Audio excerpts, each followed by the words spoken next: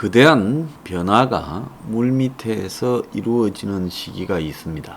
그럴 때는 어떨 때 그런 변화가 이루어지는가 하면 이대로 우리가 살 수가 있을까? 고통과 의문이 지배하는 시대가 있습니다. 그럴 때는 물밑에서 거대한 변화가 이루어진다는 거죠.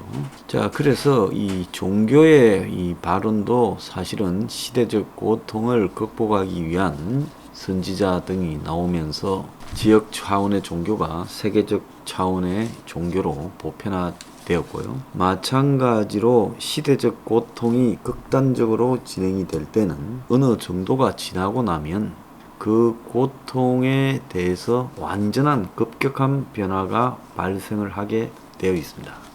지금 우리가 겪고 있는 이 고통, 다수의 평범한 대한민국 국민이 겪고 있는 고통을 보면 일자리가 없거나 있어도 지극히 불안하고 소득이 줄어들고 양극화가 끝간데 없이 이렇게 커지고 돈을 버는 그런 시대로 가서 돈이 있거나 돈을 빌릴 수 있는 자는 엄청난 돈을 벌고 그러지 못한 사람은 자신의 노력으로 살아가는 인생이라는 게 그냥 깝깝하게 앞이 정해져 있습니다. 그러니까 이제 젊은 사람들이 이 깝깝한 앞이 정해진 인생을 가기보다는 우리가 이 영화에서 본 것처럼 한방 인생을 노리게 되고 그러다 보니 비트코인이나 이런 가상화폐에 매몰되거나 주식에 매몰되고 그리고 조금 살만한 젊은이들은 젊은 시절부터 부동산 투기에 나서는 일이 시작되고 있습니다. 자, 그리고 젊은이들은 당장 눈앞에 현금이 조금 더 들어오는 일에 몰두하며 평생 발전 없이 단순 노동을 반복하는데 문제는 평생 할 수도 없는 이 택배 등에 매몰되고 있습니다. 그럼 확률적으로 사고가 나고 또 나이가 들면 사실 체력이 딸려서 못하게 되죠. 자, 그런데 택배를 가지고 하면 한 달에 한 350, 400번 다해서 택배에 매몰되고 있습니다. 그런데 그 택배로 그 정도를 벌려면 몸이 망가져 가고 있다는 부분, 그리고 그렇게 해서 한 달에 350, 400 벌어봤자 이 자신의 삶에 획기적인 대안도 되지 못한다는 것. 자, 이런 부분들을 잊은 채 그냥 택배 기사나 하면 되지라고 생각하며 이제 안정적인 직장보다 차라리 택배 기사, 여기서 안정적인 직장이라는 것은 중소기업이나 중견기업 또 작은 기업들을 아예 젊은 사람들이 선택지에서 잘 넣지 않고 있다는 겁니다. 자, 그래서 세상이 굉장히 이 희망이 없어지니까 한탕 위주 투기사회, 그리고 미래가 없이 오늘만 살고 보자는 사회로 가는 징후가 곳곳에서 농후하게 나타나고 있습니다.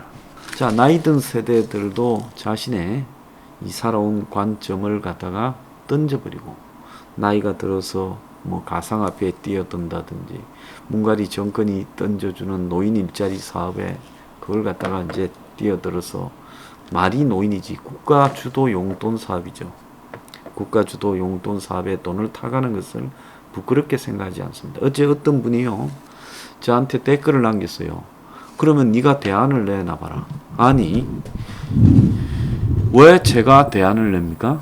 당신이 정당한 노동을 하고 그 대가를 받는다면 제가 뭘 할 일이 뭐 있겠습니까마는 정부가 끌고 가고 있는 노인 일자리라는 게 그게 정당한 대가입니까? 모든 정권이 그런 노인 일자리를 했습니까? 차라리요, 어려운 노인이라면 파악해서 정부가 돈을 더 지원해야 되겠지요. 기초생활수급이나 노인연금으로 액수를 늘려서 해야 되겠죠. 그러지 않다면 노인이라도 일을 해야 되는 시대는 필연적으로 되어버렸습니다.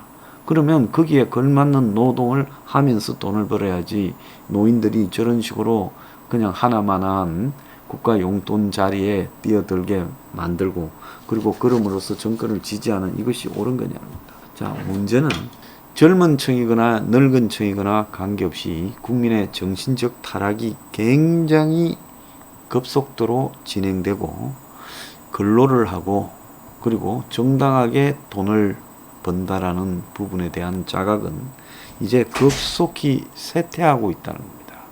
이런 추이가 보편화되었을 때 나타나는 사회 풍조는 이제는 그야말로 말기적 사회로 가게 되죠. 자, 차기 대선에서 저는 솔직히 문가리의 정치 공작, 여론 조작이 굉장히 영향을 미칠 거라 보지만은 하나 분명한 것은 대중들의 시각이 이렇게 급속도로 무너져가는 속에서 기존의 수구 보수적 경제관이나 가치관을 가지고 있는 사람이 대선에서 승리하기는 거의 불가능하다 생각합니다. 왜 불가능하냐?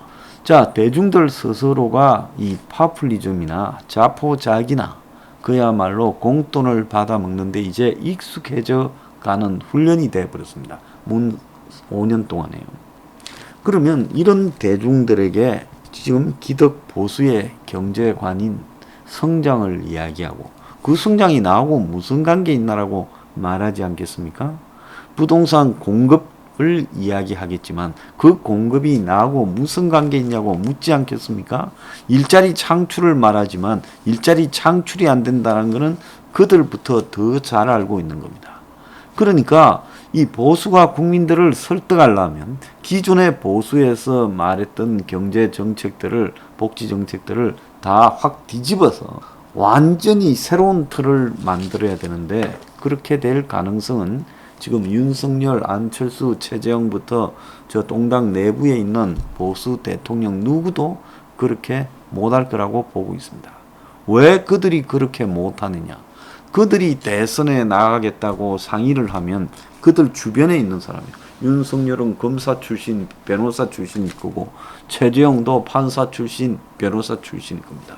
그러면서 그들 윤석열에게 최재형에게 조언하는 사람들은 다 한마디로 살만한 대한민국의 상류 기득권에 속하는 사람일 거고 그들에게 달라붙는 정치판에 있던 전현직 의원들도 다 살만한 사람들이에요. 자, 그래서 그들은 결국은 대한민국의 보수에서의 승리 공식, 그래서 기존의 보수가 가지고 있는 가치관, 사고관을 투철하게 반영을 해서 승리해야 된다. 다만 시절이 조금 이상하니까 최재형 같은 경우에는 소외를 이야기하고 윤석열은 경실 전에 김원동이를 만나고 뭐 이런 걸 해요.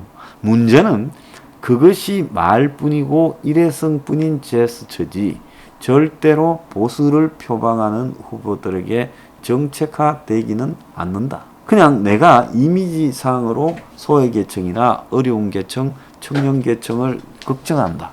부동산 문제를 걱정한다 하지만 정작 대선 출마 선언을 할 때는 종부세를 언급하지 집 없는 사람들의 고통 그리고 청년들의 주거 문제에 대한 고통은 말을 하지 않지 않습니까? 그거는 뭐냐? 그들 주변에 둘러싸고 있는 자들에 의해서 결정적으로 이해관계가 작동하고 있다.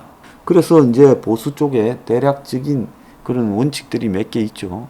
한국의 최대 기업과 등지면 보수의 대통령 하지 못한다. 정경련이나 이런 쪽하고 맞서면 안 된다. 그리고 보수 언론, 조중동과 맞서면 안 된다.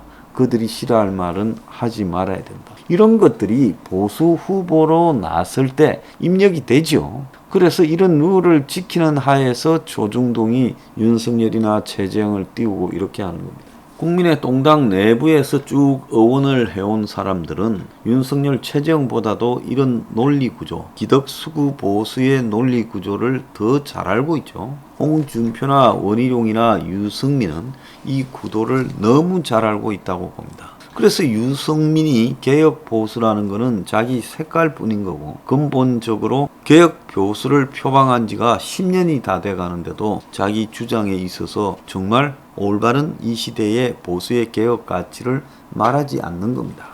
자, 중요한 것은 우리가 그동안에 보수로서 언급해온 내용들은 이제 끝이 났다는 겁니다. 그리고 추상적인 자윤이 민준이 하는 가치들을 가지고 대선 국면에서 구체적인 표를 얻지 못한다는 겁니다. 그런 가치들은요 아무 의미가 없는 이야기예요. 자유민준이 무슨 말인가 알겠습니까?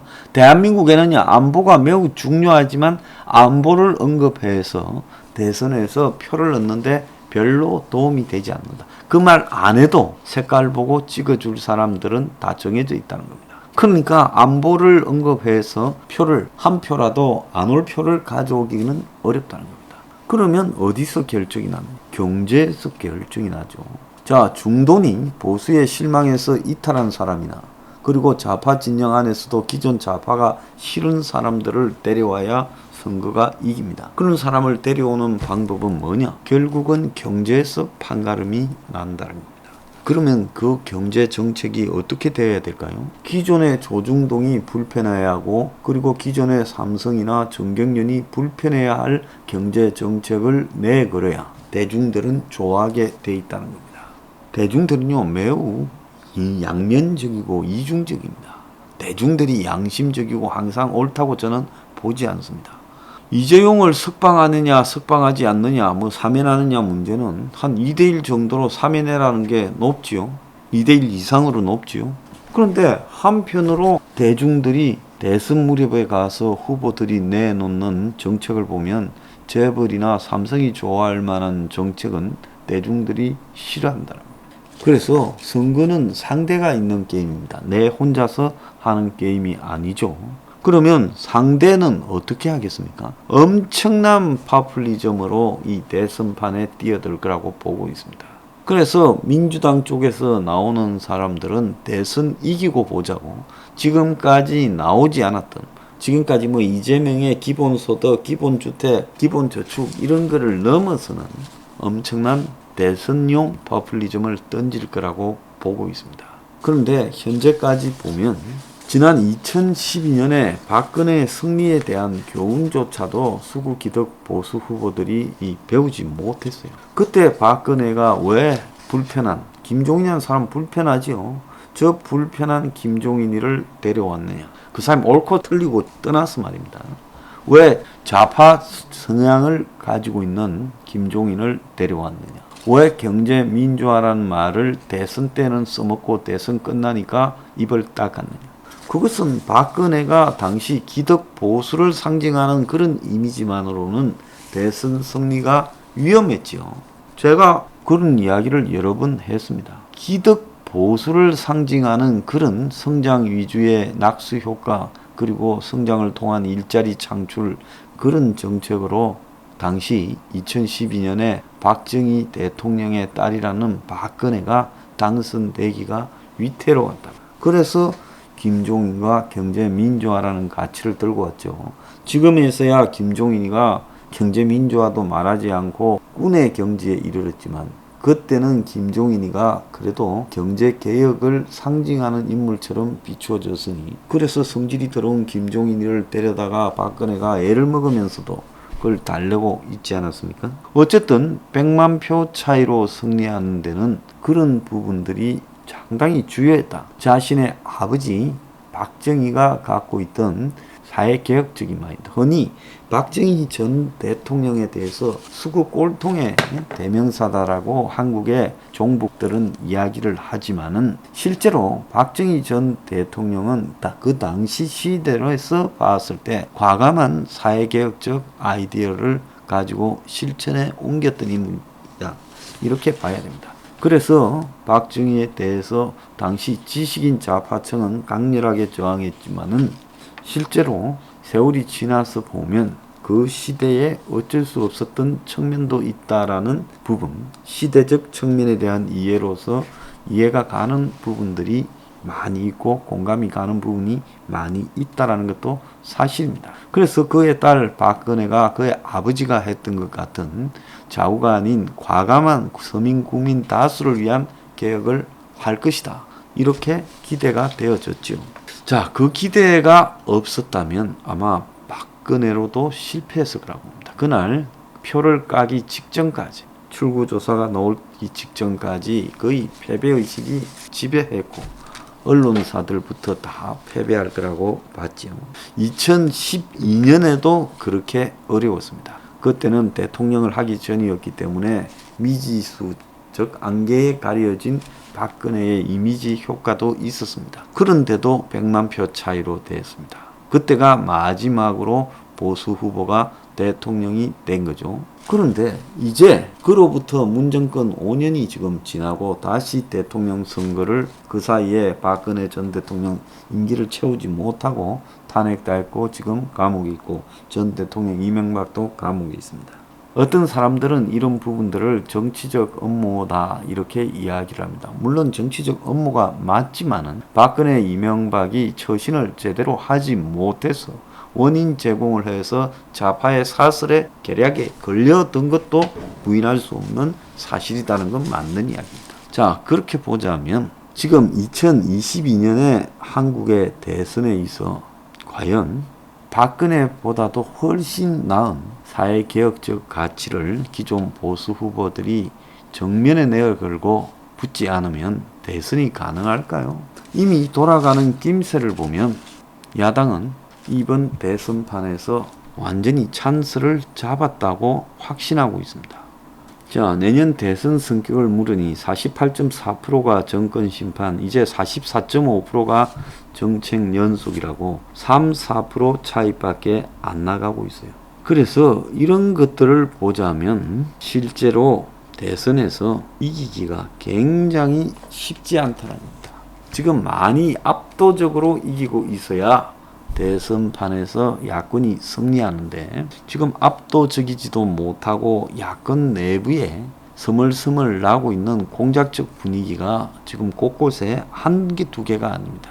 자, 그래서 야당끼리도 서로 못 믿고 불신하며 이 문가리에 이 스파이 비슷한 것들이 온 사방에 자리 잡고 있는 마당에 과연 야당이 대선에서 이길 수 있겠느냐? 과거에 이명박이나 박근혜만한 무게를 가진 사람이라도 있을 수 있겠느냐? 그 사람 단점이 있었다 하더라도 현재의 야당 대선 후보 수준보다는 무게감이 훨씬 있었다고 봅니다. 여기서 이길 수 있는 유일한 방법은 기존의 수급 기득권의 가치가 아닌 과감한 개혁의 가치를 차용해야 된다. 그러지 않고요, 기존의 수급 기득권의 가치를 그대로 가지고 있어서는 절대로 당선이 안 된다. 자, 그런 불행한 상황이 눈앞에 보이기 시작하면 혁명 21이 주요 결단을 해야 된다고 생각을 합니다. 오늘 야권 후보들은요, 이 나라 경제가 바닥부터 거의 다 무너져 가고 있다. 중산층의 삶도 경각에 달했다. 이 속에서 기존의 이 수구 기득권 보수의 가치로 대선을 치르려고 생각하다가는 큰 코를 다칠 수 있다. 자, 이 이야기를 강조합니다.